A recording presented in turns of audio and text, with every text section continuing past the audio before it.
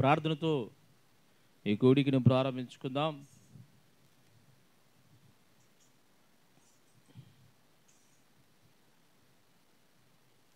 పరిశుద్ధుడా, ప్రేమగల తండ్రి, గొప్ప దేవా, నిన్న నేడు ఏకరీతిగా ఉన్నవాడు నన్నువాడా, నీకు స్తోత్రము నాయనా. ఆశ్చర్యకరుడా, నీకు స్తోత్రము నాయనా. ఆలోచనకర్త, నీకు స్తోత్రం స్తోత్రం స్తోత్రం. నిత్యుడగు తండ్రి, నీకే స్తుతి స్తుతి స్తోత్రమయ్యా. సమాధానకర్త అయిన దేవా, నీకే స్తోత్రం స్తోత్రం స్తోత్రం స్తోత్రం స్తోత్రం స్తోత్రమయ్యా. నిన్నను నేడును ఏకరీతిగా ఉన్నవాడు నన్నవాడా, నీకే స్తుతి స్తోత్రం స్తోత్రమయ్యా. స్తోత్రం స్తోత్రం. అల్ఫా ఒమేగా అయినవాడా, నీకే స్తోత్రం నైనా. స్తోత్రం స్తోత్రం స్తోత్రం స్తోత్రం. 7 సువర్ణ దీపస్తంభముల మధ్య సంచరించువాడా, నీకే స్తుతి స్తోత్రమయ్యా. స్తోత్రం స్తోత్రం స్తోత్రం. నిత్యము కెరాబుల శరాబుల మధ్య సమీపింపరాని తేజస్సులో పరిశుద్ధుడు పరిశుద్ధుడిని ఆరాధించబడుచును గొప్ప దేవా, నీకు స్తోత్రమయ్యా.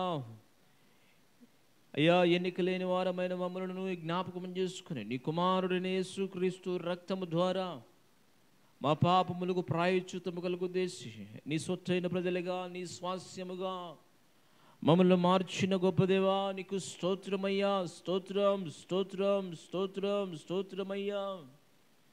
ఈ దినాన్ని చూడలేక అనేకులు కాలగర్భంలో కలిసి ఉండగా నీవు మమ్మల్ని సజీవులకు నిలిపి అబ్బా తండ్రిని మొరపెట్టుటకు ఇచ్చిన ఉచితమైన కృపను బట్టి నీకు స్తోత్రమయ్యా. స్తోత్రం. చిన్న మందగా కూడా నిన్ను స్తుతిస్తూ ఆరాధిస్తూ కీర్తిస్తూ ఉండగా తండ్రి, నీ సన్నిధి మాకు తోడే ఉంచండి ప్రభా. నీ బిడ్డలమైన మేము పాడుచుండగా తండ్రి, ఆత్మతో సత్యముతో నిన్ను పాడి స్తుతించి కీర్తించే భాగ్యమును నాకును మాకును దయచేయమని ప్రార్థిస్తున్నామయ్యా. వాక్యము ద్వారా నాతోను మాతోను మీరు మాట్లాడండి ప్రభా. ప్రతి హృదయాన్ని తెరిచి ప్రభా తండ్రి, దైవ భయం కలుగుటకు సహాయం చేయండి. అలాగే నేనైనా ప్రతి ప్రార్థనకు జవాబు దయచేయమని ప్రారంభం నుంచి చివరి గడి వరకు తండ్రి నైనా మీ ఆధిపత్యములో నీ నామ మహిమార్థమై జరిగించమని ప్రార్థిస్తున్నాం. లైటును మైకును శబ్దయంత్రాన్ని స్వాధీనపరుచుకున్నాము. కృప చూపించి ప్రతి విధమైన ఆటంకములు ప్రభా, అది ఏ శబ్దమైనను నాయనా, అది మనుషుని శబ్దమైనను ఏ విధముదైనా సరే ప్రభా తండ్రి, ఆటంకంగా లేక అయ్యా తండ్రి నీకు విరోధంగా రూపించబడిన ఏ ఆయుధమును వర్ధిల్లదు నాయన. కృప చూపించండి, సహాయించు. ఉన్నదైనను రాబోవునిదైనను మరి ఏదైనా ప్రభా తండ్రి లేదా ఈ స్వార్థకు తండ్రి ఆటంకం కలగకుండా ప్రభా తండ్రి అయ్యా మీ ఆధిపత్యములో మీ చేతులకు అప్పగిస్తూ ప్రార్థిస్తుండగా ప్రతిఫలము దయచేయమని సహాయం చేయమని. నిలబడిన నన్ను జ్ఞాపకం చేసుకోండి, అల్పుడను అయోగ్యుడను ప్రభా తండ్రి అయ్యా. మెల్లనైన స్వరములు ప్రభా నాలో నుండి ప్రభా నాతోను మాతోను మీరు మాట్లాడి మీరే మహిమయు ఘనతయు ప్రభావములు పొందుకోమని ప్రార్థన ఆలకించమని యేసు పరిశుద్ధమైన నామములో అడిగి పొంది ఉన్నాము తండ్రి, ఆమేన్. నీ చిత్తమేదో కోరుకొని నీ నిబంధనను ఆధారముగా అనుసరించే షండులకు నీ చిత్తమేదో కోరుకొని నీ నిబంధనను ఆధారముగా అనుసరించే షండులకు వారి దీపకాంతివి నీవే, వారి పరిపూర్ణత నీవే, వారి దీపకాంతివి నీవే, వారి పరిపూర్ణత నీవే. స్తుతులపై ఆసీనుడా యెహోవా, స్తుతులపై ఆసీనుడా, స్తుతులపై ఆసీనుడా యెహోవా, స్తుతులపై ఆసీనుడా. హల్లెలూయా హల్లెలూయా హల్లెలూయా హల్లెలూయా హల్లెలూయా హల్లెలూయా. సర్వోన్నతుడే నా యెహోవా సీయోనులో అతిశయించుట మానుకొని క్రీస్తు మనసును తమ హృదయములో కలిగి ఉన్న దీనులకు అతిశయించుట మానుకొని క్రీస్తు మనసును తమ హృదయములో కలిగి ఉన్న దీనులకు వారి సంతోషము నీవే, వారి హెచ్చింపువు నీవే, వారి సంతోషము నీవే, వారి హెచ్చింపువు నీవే. స్తుతులపై ఆసీనుడా యెహోవా, స్తుతులపై ఆసీనుడా, స్తుతులపై ఆసీనుడా యెహోవా, స్తుతులపై ఆసీనుడా. హల్లెలూయా హల్లెలూయా హల్లెలూయా హల్లెలూయా హల్లెలూయా హల్లెలూయా. సర్వోన్నతుడే నా యెహోవా సీయోనులో తమ ఇష్టమునే చేయక నీలోని సత్యమును బహిరంగముగా తెలియజేసిన నీ దాసులకు తమ ఇష్టమునే చేయక నీలోని సత్యమును బహిరంగముగా తెలియజేసిన నీ దాసులకు వారి క్రియలు నీవే. సీయోను వాసులు వారే, వారి క్రియలు నీవే. సీయోను వాసులు వారే, స్తుతులపై ఆసీనుడా యెహోవా, స్తుతులపై ఆసీనుడా, స్తుతులపై ఆసీనుడా యెహోవా, స్తుతులపై ఆసీనుడా. హల్లెలూయా హల్లెలూయా హల్లెలూయా హల్లెలూయా హల్లెలూయా హల్లెలూయా. సర్వోన్నతుడే నా యెహోవా సీయోనులో. హల్లెలూయా. దేవుని పరిశుద్ధ నామమునకు మహిమ కలుగును గాక. ప్రభువు దగ్గర అరవకూడదు, మాట్లాడదు, వినోడు. మంచిది ప్రియులరా,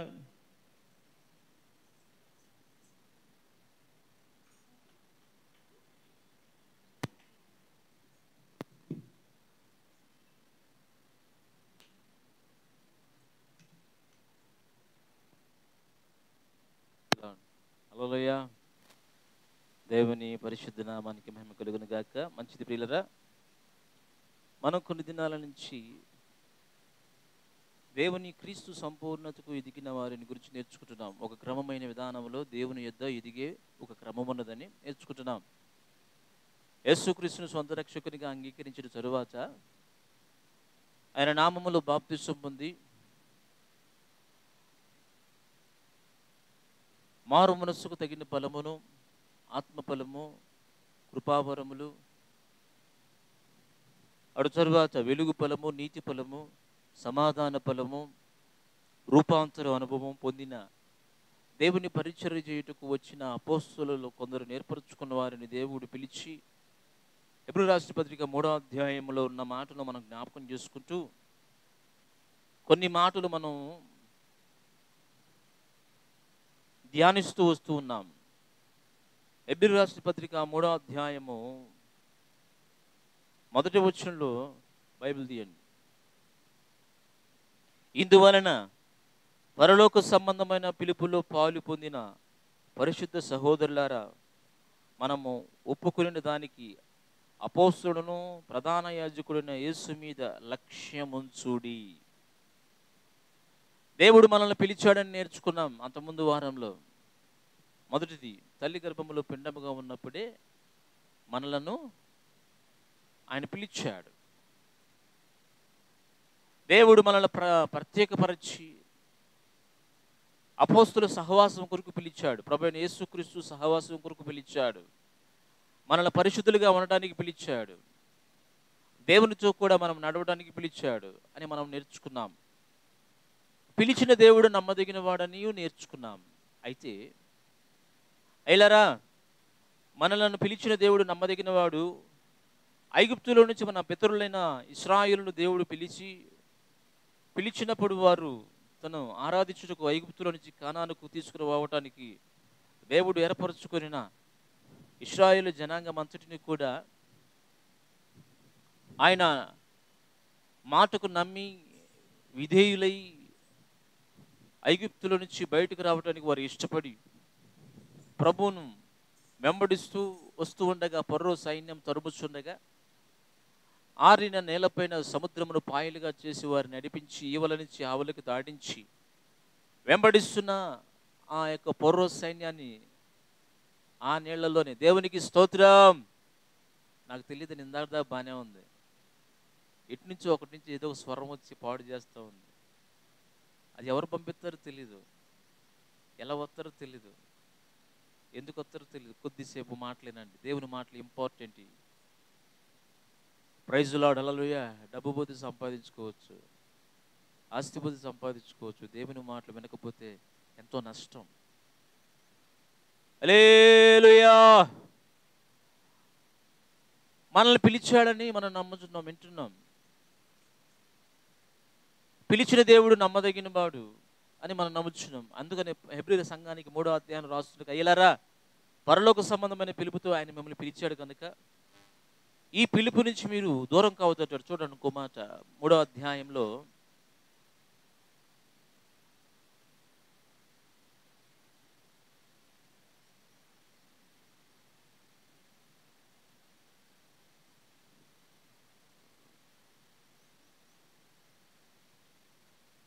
హెబ్రీ రాసిన పత్రిక 3వ అధ్యాయంలో రాయబడినట్లుగా, ఏలయనగా 3వ అధ్యాయం 15వ వచనం, ఏలయనగా మొదటి నుండి మనకున్న దృఢ విశ్వాసము అంతం మట్టుకు గట్టిగా చేపట్టిన ఎడలని క్రీస్తులో పాలివారమై ఉంటాం. నమ్మి వచ్చిన మనము మనం త్రుటిల్లకూడదు అంటున్నాడు.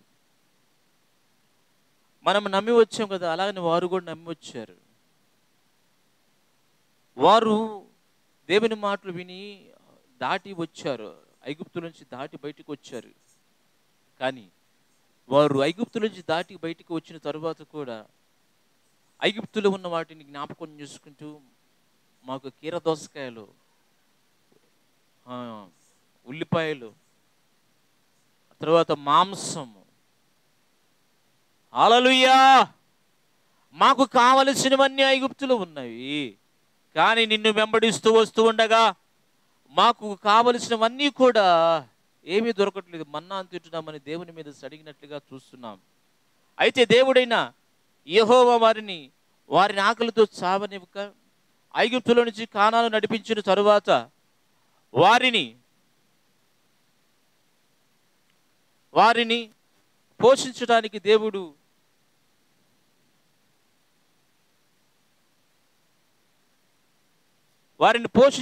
దేవుడు ఆకాశం నుంచి మన్నాను కురిపించి వారిని పోషించాడు. దేవునికి స్తోత్రం. బండలో నుంచి నీటిని తీసుకుని వచ్చాడు. వారికి మాంసము కావన్నప్పుడు ఆకాశము నుంచి దేవుడు తన ఆజ్ఞ ఇచ్చిన ప్రకారంగా పూరడి పక్షులను అక్కడ నడిపించాడు. వారికి మాంసం పెట్టాడు, వారి ఆశను తీర్చాడు.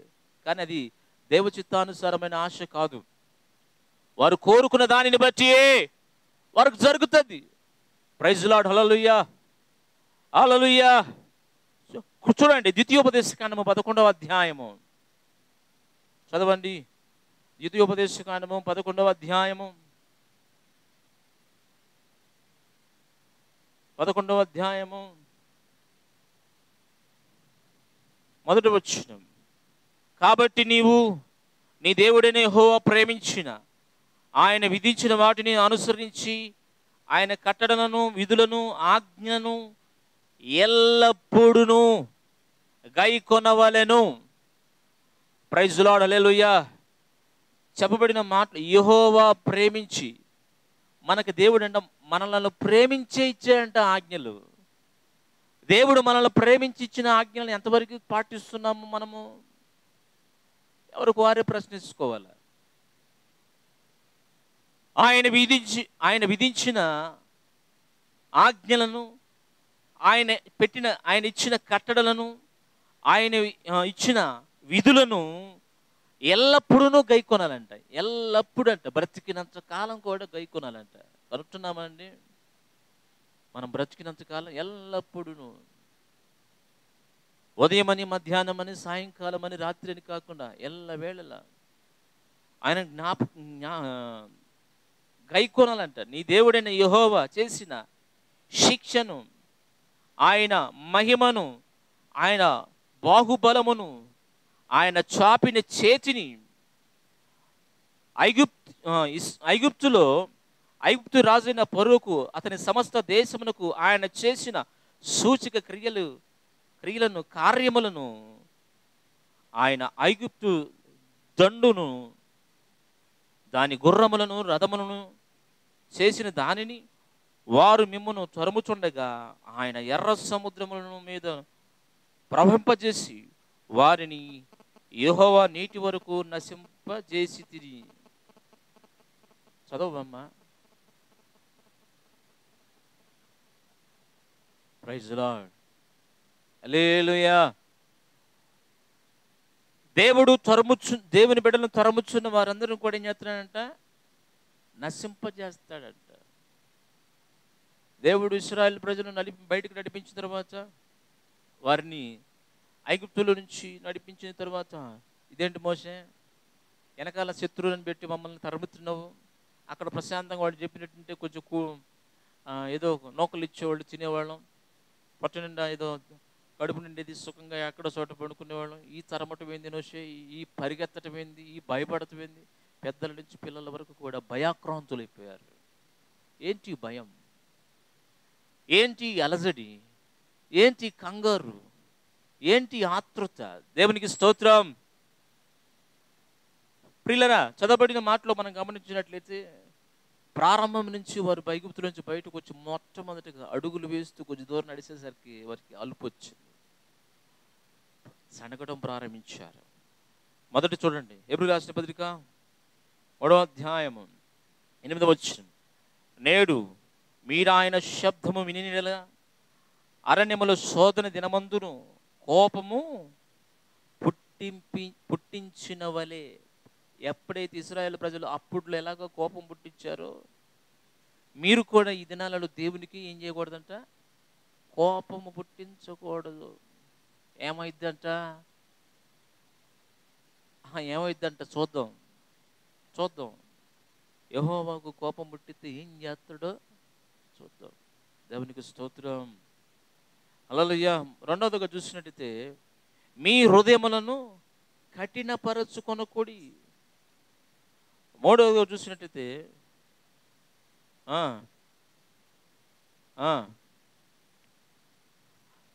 నీ పితరులు నన్ను పరీక్షించారంట, శోధించారంట.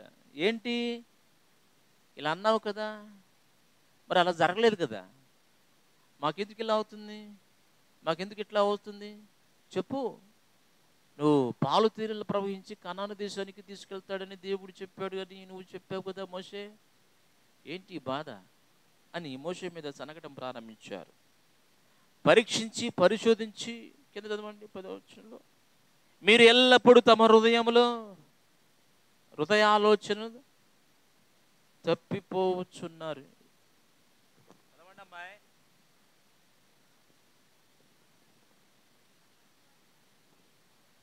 కావున ఆ తరము వారి వలన నేను విసిగి మీరు ఎల్లప్పుడూ మీ హృదయ ఆలోచనలు తప్పిపోవచ్చున్నారు. ఏం చేస్తున్నారంట? తప్పిపోవచ్చున్నారు. దేవుని పరిశుద్ధ నామానికి మహిమ కలుగును కాక. చాలు. దేవుని ఎరిగి దేవుని శోధించేది ఎవరు తెలుసునా అండి? దేవుని ఎరగని వారు శోధించరు. దేవుని కాస్త కొత్త తెలుసుకొని ఉంటారు. దేవునికి స్తోత్రం. వారు ఏం చేస్తారంటే, దేవుని వాక్యం మనకు తెలుసులే, దేవుని వాక్యం మనకు తెలుసు, ప్రార్థించడం తెలుసు, ఉదయాన్నే లెగుతాను, ప్రార్థిస్తాను, ప్రభువు మొక్కుతాను, ఆరాధిస్తాను, దేవాలయానికి వెళతాను, కానుకలు ఇస్తాను, ఉపవాసం ఉంటాను, పాటిస్తూ ఉంటానని అనుకుంటూ ఉంటారు. కానీ వారు దేవుని శోధిస్తున్నారు సంగతి వారికి తెలియదు. ఎలాగా? దేవుని ఆజ్ఞలు అలానే ఉంటాయి, పక్కన పెడతారు, ఆజ్ఞలు పాటించరు, విధులు అనుసరించరు. నీ దేవుడైన యెహోవాను నువ్వు దేవుని సన్నిధిలో కనపడాలని దేవుని వాక్యం ఉంది కదండి. ఆదివారం విశ్రాంతి దినమున దేవుని సన్నిధిలో కనపాలి ఏండి అంటే శనివారం పాత నిబంధనలో.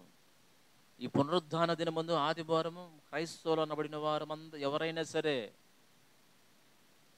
నువ్వు రాజకీయవేత్తమైనా, ఎమ్మెల్యేవైనా, ఎంపీవైనా, మంత్రివైనా, ప్రధానమంత్రివైనా, ముఖ్యమంత్రివైనా ఏం చేయాలంటే దేవుని సన్నిధిలో నీవు కనపడాలి.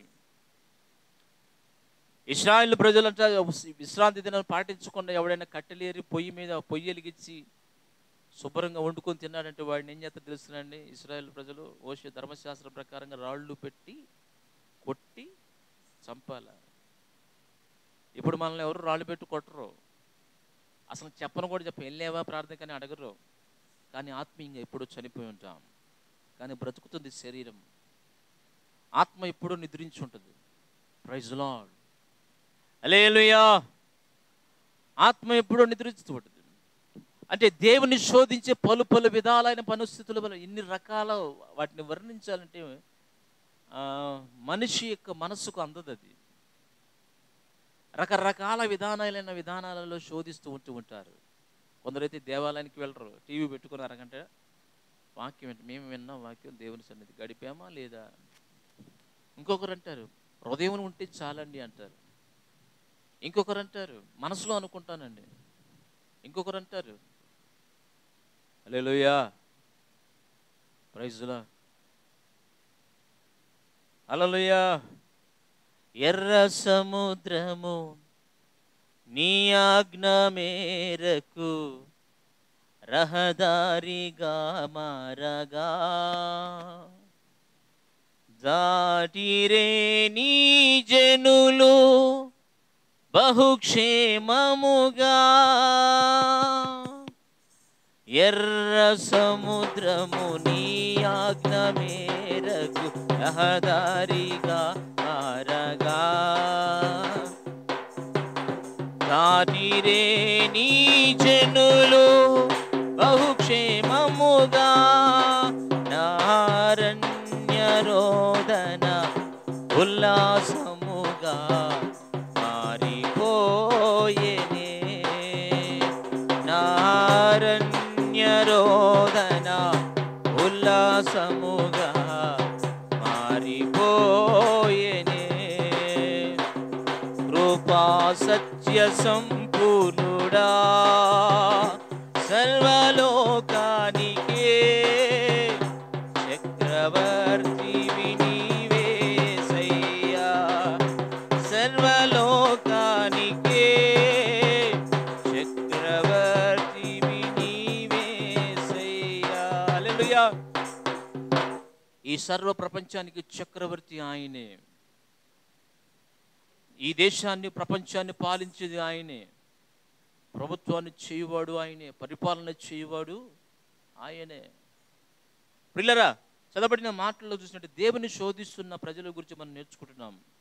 వారిని దేవుని ఎరగక శోధించలేదు, దేవుని ఎరిగి దేవునితో నడుస్తూనే ఆ కానానులకు ప్రవేశించటకు నడుము కట్టుకొని వారు పిల్ల జల్ల తల్లి పిల్లలందరూ కూడా వృద్ధులు కూడా నడుస్తూనే దేవుని శోధిస్తూ వస్తున్నారు. ఇక్కడి కాలంలో కూడా దేవుడు మాకు తెలుసు, యేసు ప్రభు మాకు తెలుసు, ఆరాధన మాకు తెలుసు, పాటలు మాకు తెలుసు, కానుక మాకు తెలుసు, పరిచర్య మాకు తెలుసు, ప్రార్థించడం మాకు తెలుసు, ఉపవాసం ఉండడం మాకు తెలుసు అంటూ దేవుని శోధించేవారు లేకపోలేదు. వారు తిండి కోసము, వస్త్రాల కోసము, నీడ కోసము, దాహం కోసం దేవుని శోధించారు. ఈనాటి దినాలలో మనం ఉన్న ప్రతి ప్రార్థన కూడా విజ్ఞాపనలో, అమ్మ మీ ప్రార్థన అవసరాలన్నీ మాకు రాసి ఇవ్వమంటే జరుగుతుంది అంటే వారి లోకం కోసం, ఉద్యోగాల కోసం, వ్యాపారాల కోసం, పెళ్లి కోసం, పేరెంటాల కోసం, డబ్బు కోసం, అప్పుల కోసం, ఏంటి కోర్టు కేసుల కోసం, గొడవల కోసం, వీటి కోసం ప్రార్థన చేస్తున్నారు. ఎవరు కూడా అయ్యా నేను దేవుని విడిచిపెట్టి వెళ్ళకూడదు, దేవుని అడుగుజాడలో నడవాలి, పరిశుద్ధమైన జీవితం జీవించాలి, ప్రభు రాకడకు నేను సిద్ధపడాలి, దేవుని వాక్యం నా హృదయంలో ఉంచుకోవాలి, ఆయన రాకడ సమీపమవుతున్నప్పుడు, ఆయన వచ్చినప్పుడు నేను కూడా ఆయనతో కూడా సదాకాలం ఆయనతో నివాసముడుటకు ఎత్తబడుటకు కావలసిన కృపంతని సంపాదించుకోవాలి. అపోస్తుల బోధ ఎందును, సహవాసం ఎందును, రొట్టె విడిచుట ఎందును, ప్రార్థన చేయటం నేను కూడా ఎగదెక్క ఉండాలి, పరిశుద్ధమైన జీవితాన్ని జీవించాలి, కన్నీళ్లు గార్చాలి. నేను రక్షణ పొందాను, నా మటుకే కాదు ఇంకనూ నా మనముల సంతానం, రక్త సంబంధం, అన్నలు, సహోదరులు కూడా వారు కూడా రక్షణ పొంది దేవుని కృపాసనం యొద్దకు రావాలి అని ప్రార్థించారు. రావాలని ప్రార్థించాలి. వారు అరణ్యములో దేవుణ్ణి ఎలాగ శోధించారు, మనము కూడా అలాగనే శోధిస్తూ ఉంటున్నాం. ప్రార్థన లేదు, దేవునితో పెనుగులాడే అనుభవాలు లేవు. చదవబడిన మాటలు చూసినట్లయితే ద్వితీయోపదేశ కాండము 11వ అధ్యాయం 9వ వచనం, యెహోవా వారిని వారి సంతానమును వారికి సంతానము దయచేసినని నీ పితరులతో ప్రమాణము చేసి, దేవా నీకు స్తోత్రం, నీ పితరులతో ప్రమాణము చేసిన దేశమునకు, అనగా పాలు తేనెలు ప్రవహించు దేశమున మీరు దీర్ఘ ఆయుష్మంతులగునట్లు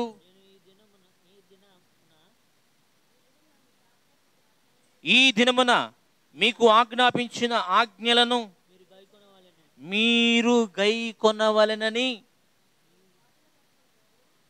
ఏం చేయాలంట? మనము దేవుడిచ్చిన ఆజ్ఞలను మనం ఏం చేయాలంట? గైకొనవలెను.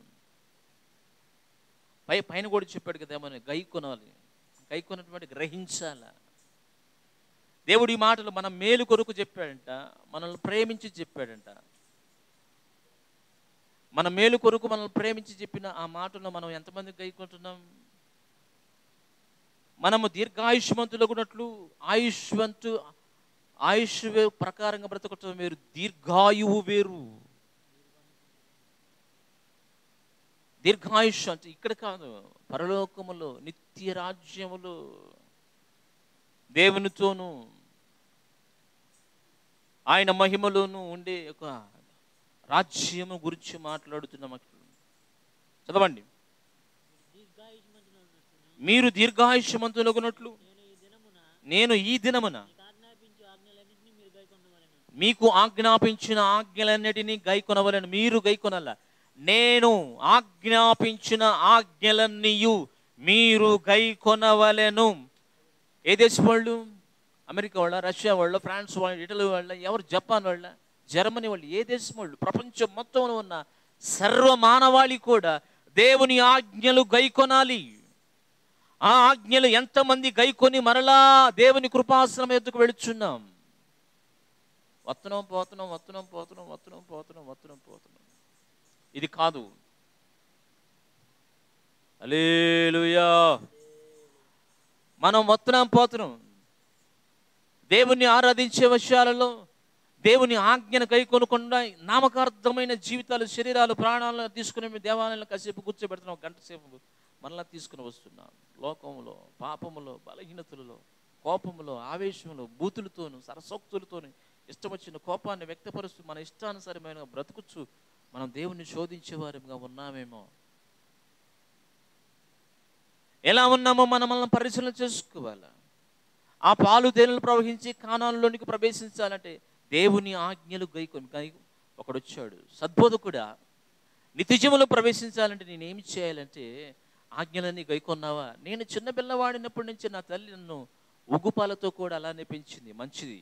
అయితే నీకు కలిగిన ఆస్తినంతటిని అమ్మి బీదలకి ఇచ్చి అప్పుడు నీవు వచ్చి నన్ను వెంబడించమన్నప్పుడు అతడు మిక్కిలి ఆస్తి గలవాడు కనుక తన మనసులో నొచ్చుకొని ఏంటి దేవుని రాజ్యంలో విడిచిపెడటానికని ఇష్టపడ్డాడు, కానీ ఈ లోకంలో ఉన్న సుఖభోగాలను, డబ్బును, ఐశ్వర్యాన్ని, ధనాన్ని విడిచిపెట్టలేకపోయాడు. కొంతమంది ఎంత బాగా ప్రార్థన చేస్తారు తెలుసునండి. ఎంత బాగా ప్రార్థన చేసినా, ఎంత బాగా ఎలుగెత్తి మొరపెట్టినా, ఎన్ని కలిగి ఉన్నా కూడా డబ్బు విషయంలో మాత్రం రూపాయి జారండి. రూపాయి కూడా జారు, అంత నిష్ట కలిగి ఉంటారు. డబ్బు విషయం ఎక్కడన్నా అనొచ్చు, కానీ అలా డబ్బు విషయం మాత్రం నీకు నాకు సంబంధం ఏంటి చెప్పు అంటారు. ఇదే నీకు కలిగినది అమ్మి నీది వేరే వానికి ఇవ్వటం నువ్వు ఇష్టపడవు. నేను చేసింది నా కష్టం. ఎవడండి ఇప్పుడు కష్టపడి బ్రతికేవాడు? ఎవడు ఇప్పుడు కష్టపడి బ్రతికేవారు అంటే? మనం కష్టపడకూడదు, దుట్టుబాటు కష్టపడితే బ్రతికే వారు ప్రజలు ఎక్కువ ఉన్నారు. దేవునికి స్తోత్రం, హల్లెలూయా. ఊరకు రావాలని కోరుకుంటారు, కష్టపడకుండా రావాలని కోరుకుంటారు. గవర్నమెంట్ ఉద్యోగం కోసం ట్రై చేయరా అంటాడు. ఎందుకని? సెలవులు, వీక్ ఆఫ్లు, ఆదివారాలు, పండగలు, ఏంటి ఎండాకాల సెలవులు సుఖంగా బ్రతకొచ్చు, నీడబట్టును ఉండొచ్చు, చల్లగా ఉండొచ్చు, మంచి జీతం వస్తుంది, కష్టం లేకుండా బ్రతకాలని కోరుకుంటూ ఉంటారు. దేవునికి స్తోత్రం, హల్లెలూయా. నీవు పాలు తేనెలు ప్రవహించే దేశంలో నువ్వు ప్రయాణం చేసినప్పుడు నీవు కాలినడకతో నడవాలి. అనేక రాళ్ళు, రప్పలు, ముళ్ళు, మెరకలు, పల్లాలు, గుంటలు, ఇసుకలు, తిబ్బలు, అనేకమైన హానికరమైన నీ కాళ్ళకు చేతులకు తగులుతూ ఉంటాయి, గీసుకుని వెళుతూ ఉంటాయి. అన్ని నీ ఓర్చి సహించి భరించి నీవు కానానులో ప్రవేశించే వ్యక్తిగా ఉండాలి. దేవునికి స్తోత్రం. 14 వచ్చి చదవండి. నీ దేశమునకు వర్షము అనగా తొలకరి వానను, కడవరి వానను, దాని దాని కాలమును కురిపించేదను. అందువలన నీవు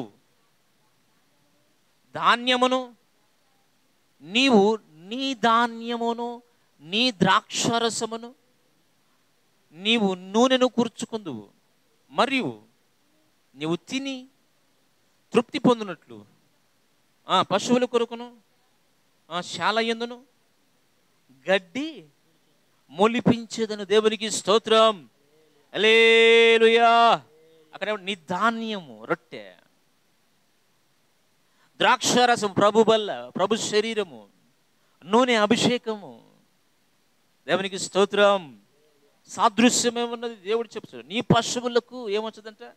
గడ్డిని మొలిపించదు, గడ్డిని మొలిపించదను. కింద చదవండి. నీ హృదయము ఏంటంట? భలే మాట రాస్తున్నాడు, నీ హృదయము. ఆ మాట అండర్లైన్ చేయండి. నీ హృదయము మాయలో చిక్కి త్రోవ విడిచి ఇతర దేవతలను పూజించి వాటిని నమస్కరింపకుండా నీవు జాగ్రత్త పడము. మాయలో పడ్డారు. ఏర్పడ్డారంట అంటే దేవుడు యేసు ప్రభువు వారు తెలుసు, దేవుడని తెలుసు, ఆయన రక్షణ ఇచ్చాడు తెలుసు, రక్తము గార్చాడని తెలుసు, కన్నీరు గారుస్తూ ఉంటారు, ప్రార్థిస్తూ ఉంటారు. కానీ మాయలో పడేస్తుంది అనేకుల్ని. మాయ. ఏం మాయ? ఏం మాయ? నిర్గమకాండము 20వ అధ్యాయము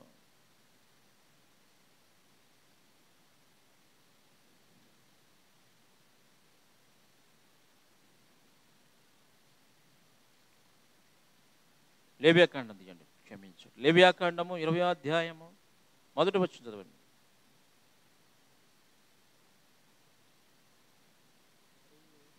మరియు యెహోవా మోషేకు ఇలాగు సెలవిచ్చెను, ఇశ్రాయేలుతో ఇట్లనుము, ఇశ్రాయేలీయుల్లో కానీ ఇశ్రాయేలులో నివసించు పరదేశులే కానీ ఎవడును ఏమాత్రమును తన సంతానమును ఎవరికంట మేలేకుకి ఇచ్చినట్లా వానికి మరణ శిక్ష విధించబడి. అన్ని దేవతలకు ఇవ్వకూడదు. కొంతమంది ఏం తెలుస్తుంటే కొన్ని విచిత్రమైన ఆరాధనలు జరుగుతుంటాయి. విచిత్రమైన ఆరాధన ఎలా జరుగుతుంది తెలుసునండి. ఈ దేవతలు అనబడిన వారికి ఏం చేస్తారు తెలుసునండి, ఆ దేవత ప్రతిమ ఒక మెటీరియల్తో చేయబడి అగ్నిలు కాలుతూ ఉంటుంది. అగ్నిలు కాలిన తర్వాత నిప్పులన్నిటిలో నుంచి ఆ దేవత బొమ్మను బయటకు తీసుకొస్తారు. ఆ దేవతా బొమ్మను బయటకు తీసుకుని వచ్చిన తర్వాత ఆ దేవతా బొమ్మల చేతులు చాపి ఉంటుంది. ఒక పిల్ల కౌగిట్లో తల్లినెత్తుకున్నట్లుగా ఆ బొమ్మలు ఉంటాయి. ఆ బొమ్మల చేతుల్లో తీసుకుని పసిబిడ్డలైన వారిని ఆ బొమ్మ చేతులు పెడతారండి. వాళ్ళు ఆ కాలుచున్న ఆ బొమ్మ చేతులు పెట్టినప్పుడు ఆ పిల్లలు వేసే కేకలు ఆర్తనాదాలతో మాడి మసే చచ్చిపోతారండి. మాడి మసే చచ్చిపోతారు. వాళ్ళు ఏమనుకుంటారో తెలుసునండి, నా దేవుడికి బలి ఇచ్చానంటారు, నా దేవతకు బలి ఇచ్చి చెబుతున్నాడు కదా. ఎవరు ఎట్లా ఇవ్వకూడదంట. చూడండి, ద్వితీయోపదేశకాండంలో చదివినట్లుగా మాయలో అనేక మంది పడుతున్నారు. మాయ మళ్ళా చదవండి అన్నమాట.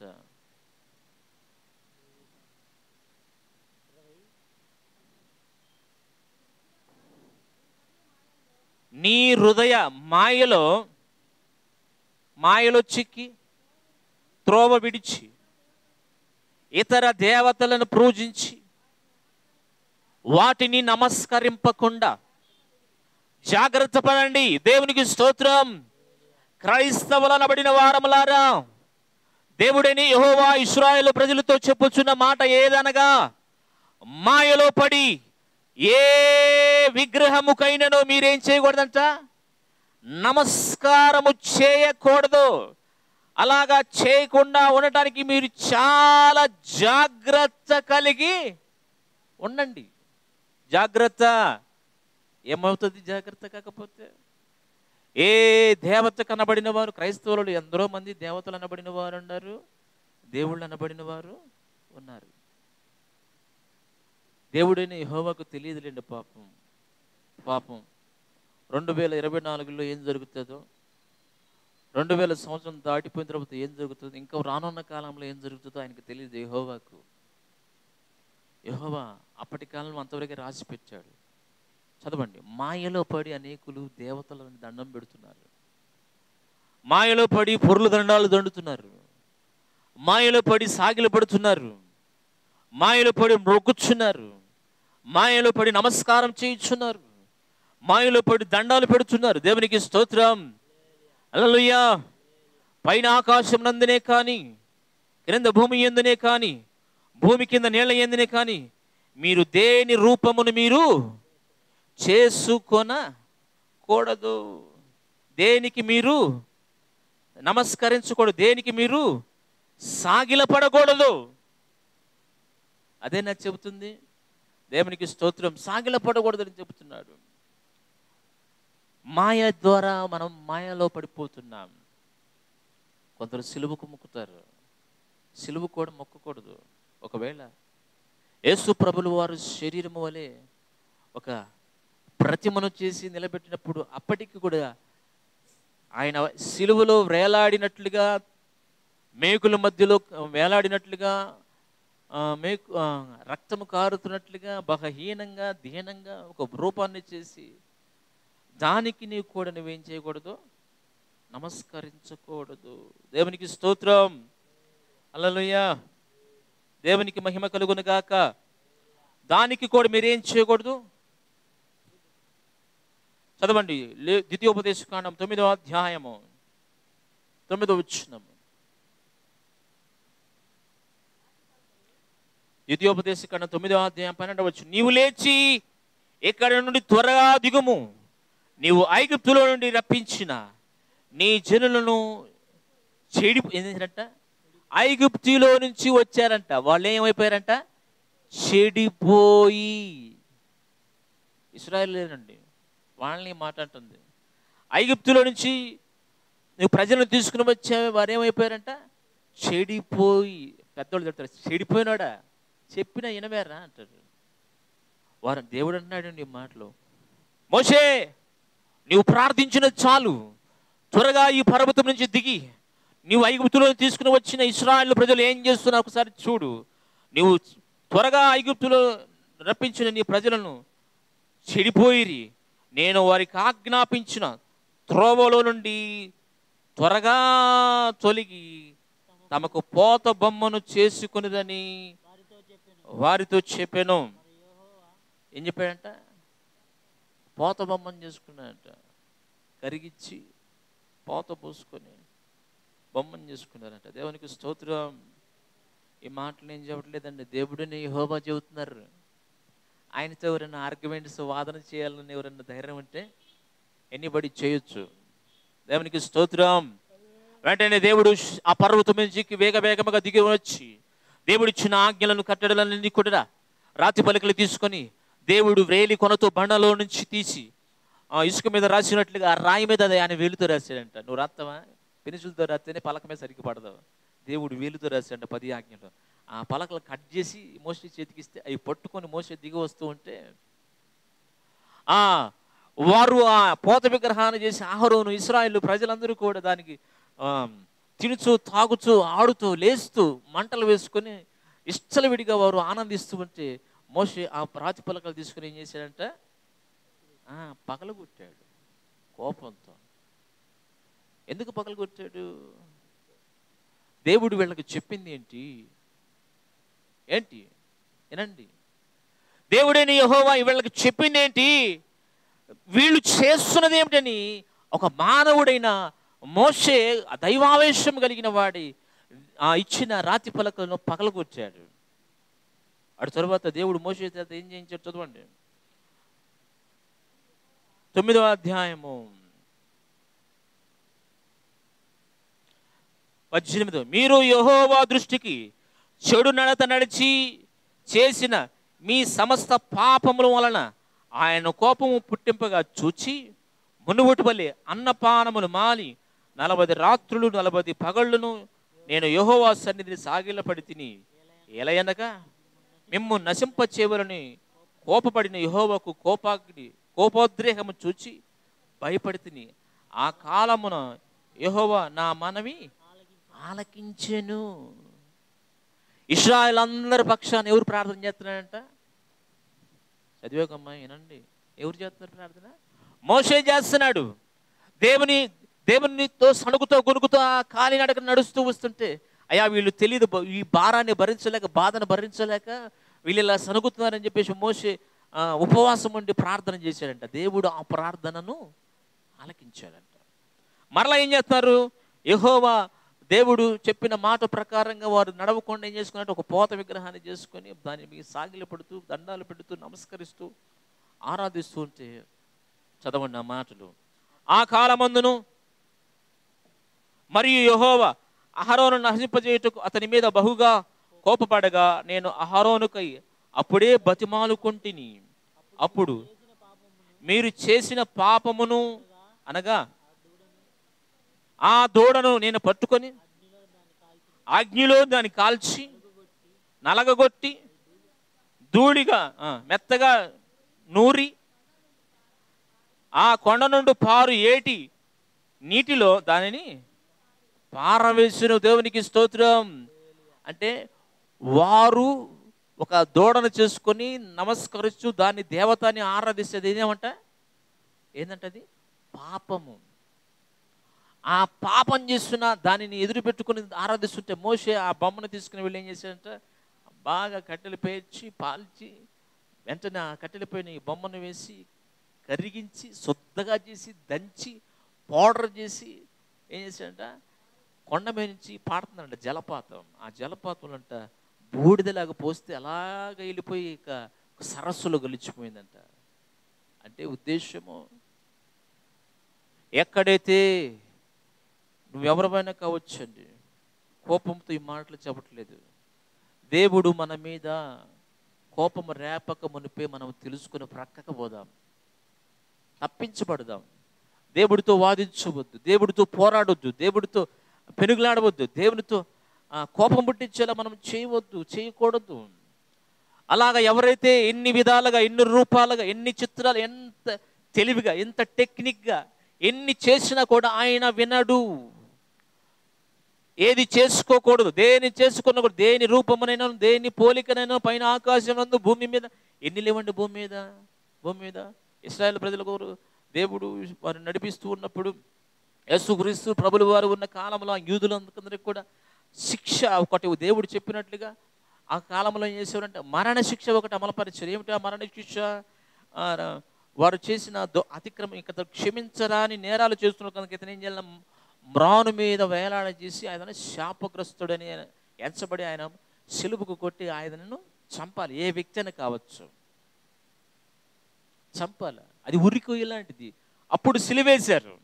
ఇప్పుడు ఏంటి, ఉరి, లేదా లేటెస్ట్గా ఏమొచ్చింది, ఎన్కౌంటర్. అప్పుడు ఉరి, ఇప్పుడు ఎన్కౌంటర్.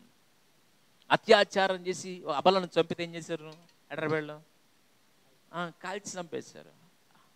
అది ఉరి లాంటిది. ఉరి దానిని మనం దేవుడిగా మనం పోల్చుకొని మనం ఆరాధించకూడదు.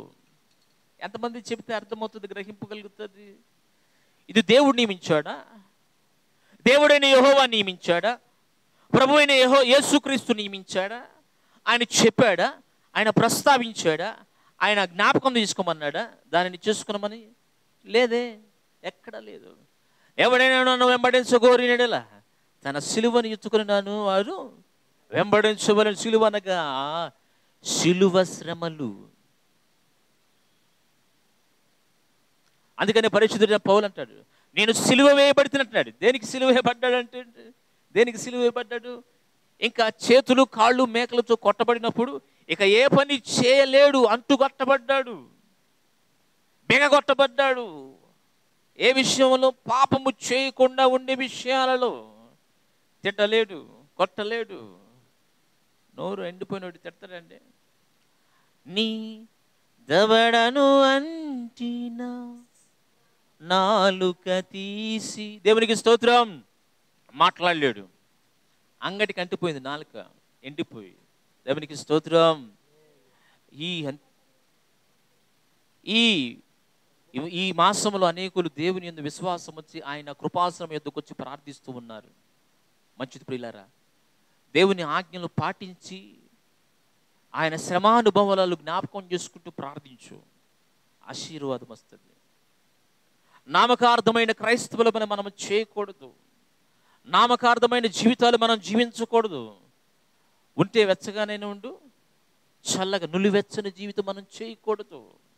లోపల ఒకటి బయట ఒకటిగా మనం బ్రతకకూడదు.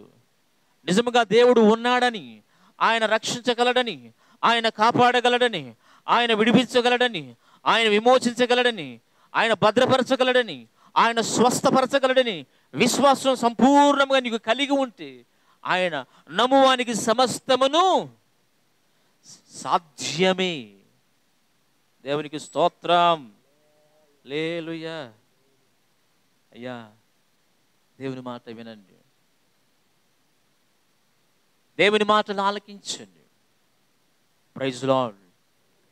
దేనిని చేసుకోకూడదు, ఏం చేసుకుంటున్నావో నీకు తెలుసు.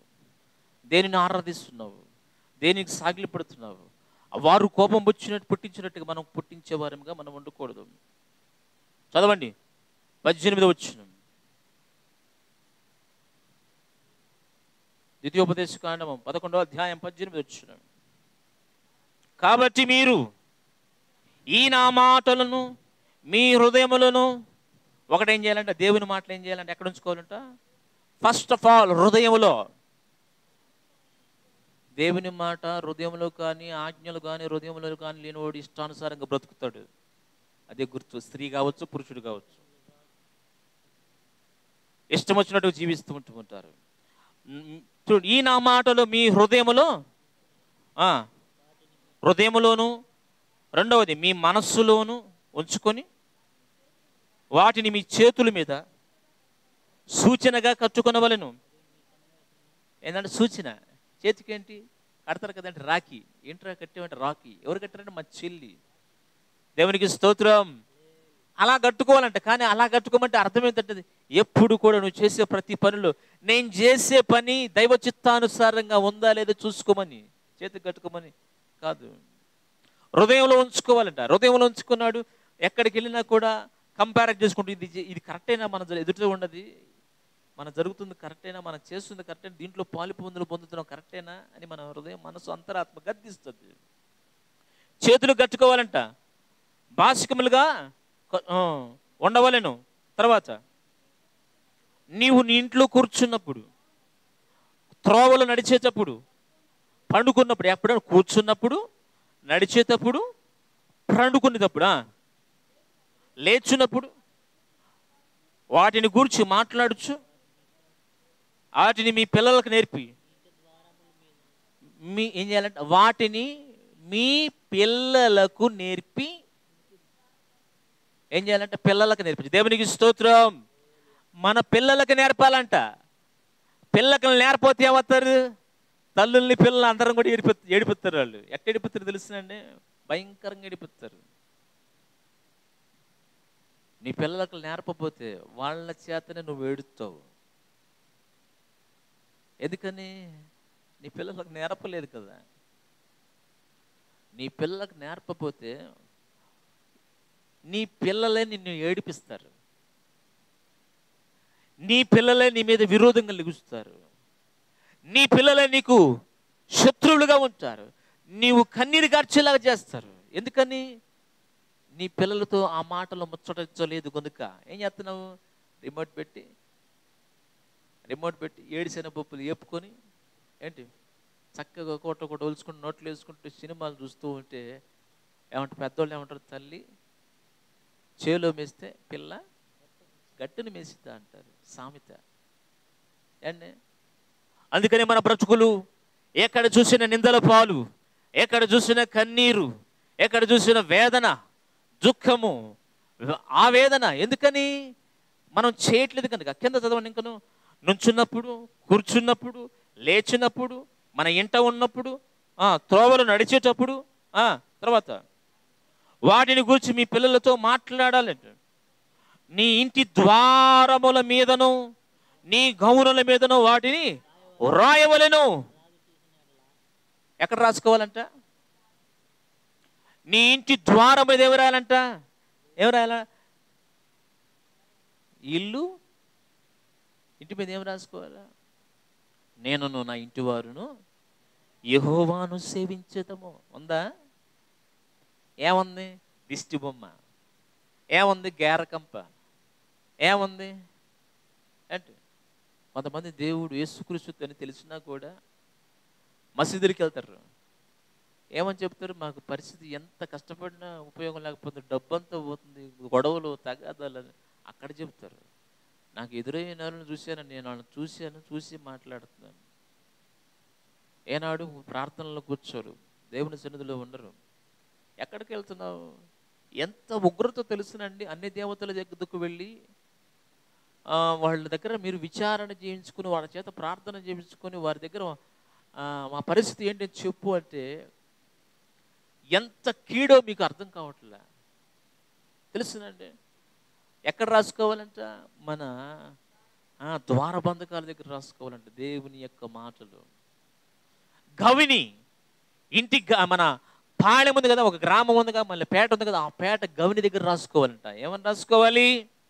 నీ ఇంటి ద్వారము మీదను నీ గౌనుల మీద వాటిని రాయవలను.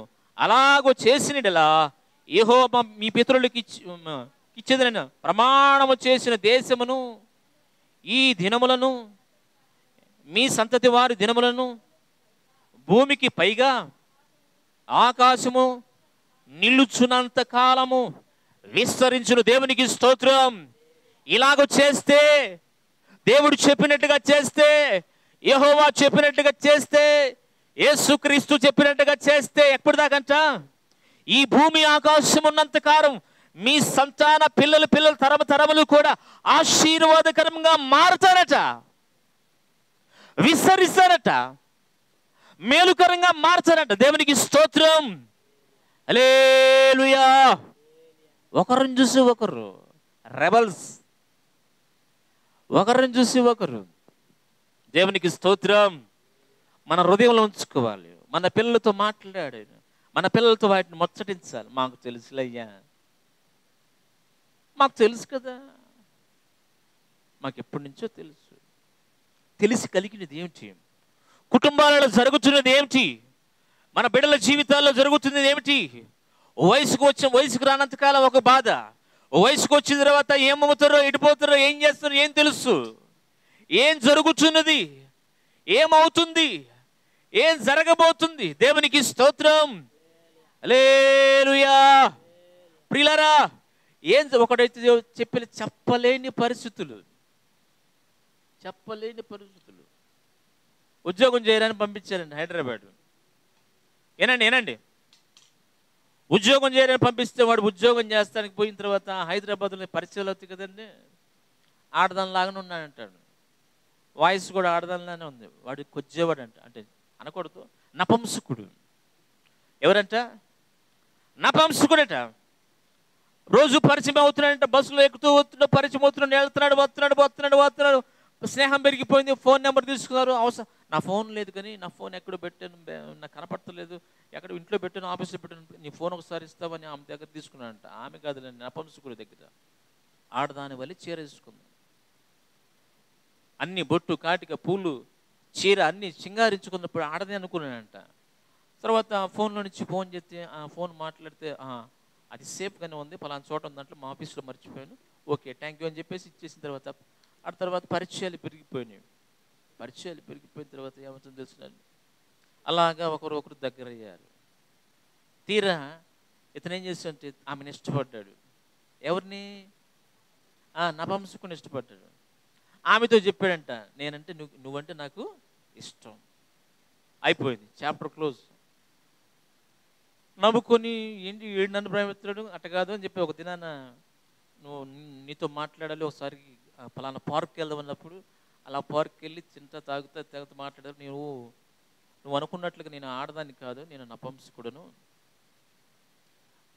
నన్ను చేసుకోవడం వల్ల నిన్ను పెళ్లి చేసుకుంటానంటే నన్ను చేసుకోవడం వల్ల నీకు ప్రయోజనం ఉండదు, నీ సంతానం ఉండదు, నామకార్థమైన జీవితం అయిపోతుంది, నీ పరిస్థితి, నీ బ్రతుకంతా స్పాయిల్ అయిపోతే వద్దు, కాదు, నన్ను విడిచిపెట్టి నీకు నాకు ఎటువంటి సంబంధం లేదన్నాడు. అని చెప్పేసి అసలు భగ్న ప్రేమ కదండి. నువ్వు లేకపోతే ఉండను, తిన్నాం అని చెప్పేసి మంచాన్ని పడి మూలన పడ్డాడు. వాళ్ళ అమ్మ, బాబు, తల్లిదండ్రులు పడిన కష్టం అంతా కూడా వాళ్ళు ఏదో ఉద్యోగం చేస్తారని అనుకుంటూ వాడు దిక్కుమాల పనులను చేస్తున్నారు. తీరా ఏంట్రా అంటే ఇది సంగతి. ఒకడు వెళ్ళి డ్రామా పరిస్థితి అని చెప్పేసి వాడు ఏం చేసాడు తెలుసుండే, చివరికి ఆమెని వివాహం చేసుకున్నాడు. ఏం జరుగుతుంది అండి? మన పిల్లలకు ఏం నేర్పుతున్నాము అండి? ఏం చూపిస్తున్నాము, ఏం వినిపిస్తున్నాము, ఏం మాట్లాడుతున్నాము వాళ్ళతో? తల్లిదండ్రులను వచ్చి, అయ్యా ఇదేంది కర్మరా నాయన, ఇదేం శాపమురా నాయన అని చెప్పేసి తల్లిదండ్రులు గొల్లున ఎడుతున్నారు. విడదీసామా చచ్చిపోతామంటున్నారు. పరిస్థితి దారుణం, భయంకరంగా ఉందండి. ఇంకొక శోప చెబుతానేనండి. ఇవన్నీ లోకంలో జరుగుతున్న సంఘటనలు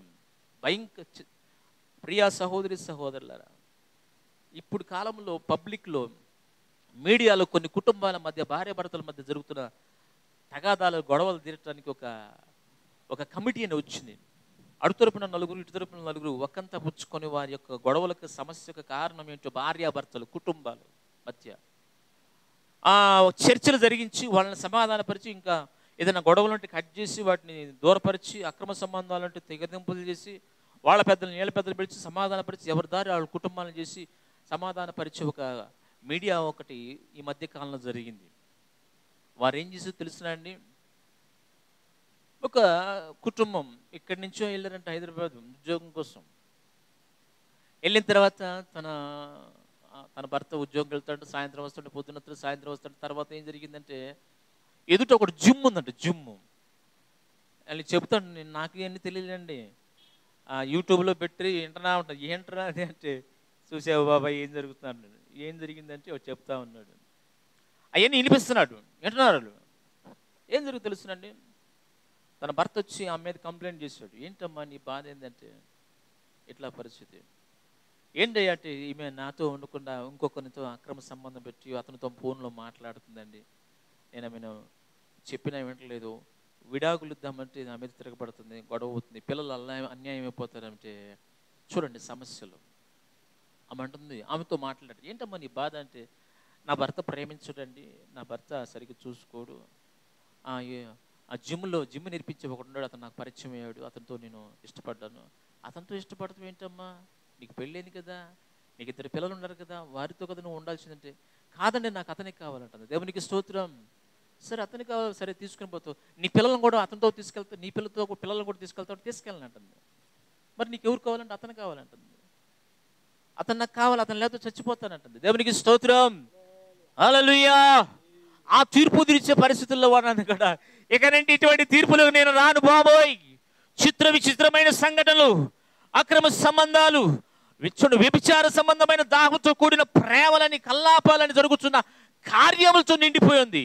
ఎవరికి ఇష్టమైనట్లుగా వారు బ్రతుకుతున్నారు, ఎవరు త్రోసిన త్రోవలో వారు జీవిస్తున్నారు. అది ఏమని అడిగితే నా ఇష్టం అంటుంది. ఇదేందమ్మా నీకు భార్య భర్త, నా ఇష్టం అండి, విడాకులు ఇస్తాను అతనితో అంటుంది. చట్టం ఒకటి ఉంది, విడాకులు ఇస్తానంటుంది. పిల్లలు వాళ్ళ తల్లిదండ్రులు వచ్చి ఏడుస్తున్నారండి. నీకేం పుండు పుట్టింది, 2 పిల్లలు, భర్త చక్కగా 70,000 80,000 సంపాదిస్తాడు, చక్కగా ఇంట్లో కూర్చోబెట్టి మంచి ఫ్లాట్ కొని, ఏసీ కొని, చక్కగా చూసి సలవరాతి బండలు వేసి, కారు కొని, నీకు ఏం కావాలంటే అది ఇంట్లో హోమ్ థియేటర్ పెట్టి అన్ని చేసి నీకు శుభ్రంగా ఉంటే నీకేం పుండు పుట్టిందని తల్లిదండ్రులు ఏడుస్తున్నారు. కుటుంబాలు మొత్తం కూడా పతనమైపోతుంది, నాశనమైపోతుంది. కారణం ఏమిటంటే దేవుడు ఒకడు ఉన్నాడని భయపడే స్థితిలో ఇప్పుడు లోకం లేదు. దేవుడు ఆకాశం నుంచి చూస్తున్నాడు. మన పాపమునికి ఖచ్చితంగా దానికి పర్యవసానం భూమి మీదనే అనుభవించాలి. ఎవరైనా సరే, ఎనీబడి అనుభవించాలా, విడిచిపోవడానికి వీల్లేదు, తప్పించుకుపోవడానికి అసాధ్యం. ఇష్టం తల్లి చెప్పిన వింటలా ఆ అమ్మాయి వాళ్ళ అన్నయ్యతో కొడతానికి మీదకెళ్ళి చంపకేసి కొట్టినా కూడా, నువ్వెన్ని కొట్టినా నాకు ఆడికి కావాలంటుంది. దేవునికి స్తోత్రం. హల్లెలూయా. తల్లిదండ్రులు తీరగా ఒక నిర్ణయానికి వచ్చి, ఏమి నిర్ణయానికి వచ్చి తెలుసునండి, ఏమని చంపేద్దాం, ఏమని ఇంక చంపేద్దాం. దేవునికి స్తోత్రం. హల్లెలూయా. మీడియా వచ్చి లోకాన్ని పాడు చేస్తుంది. అక్రమ సంబంధాలు, ఒకరినొకరు చూసుకోవడం, చూడండి లైవ్లు చూడండి, వీడియో కాల్స్, భయంకరమైన పాపంతో నిండిపోతుంది. బండ మీద సర్పము పోయే జాడ, సముద్రంలో పడవ నడిచే జాడ, ఆకాశంలో పక్షి ఎగిరే జాడ, తెలియట్లా ఏం జరుగుతుందో. ప్రపంచం పాపము పెచ్చురు వెళ్ళిపోతుంది.